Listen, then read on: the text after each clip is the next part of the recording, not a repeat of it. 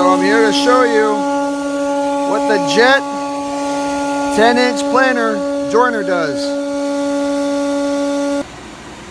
This here is my setup. Right now I have it in planing mode. I also have a hookup from my desk collection right there.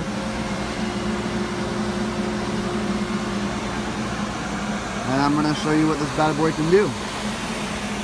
My snipe is a little bad on each side of the board I'm planing, but you always make your board a little longer, that way you can cut the snipe off. I think it's called snipe.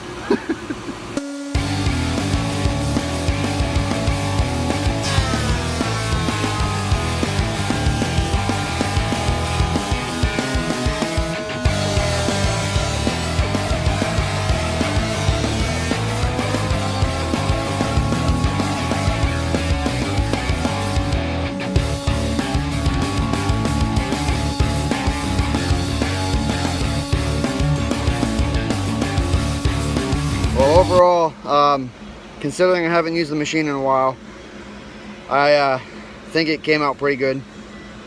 This could be a little adjustments on the machine, but now what I'm going to do is I'm going to go ahead and joint the sides, make those nice and straight.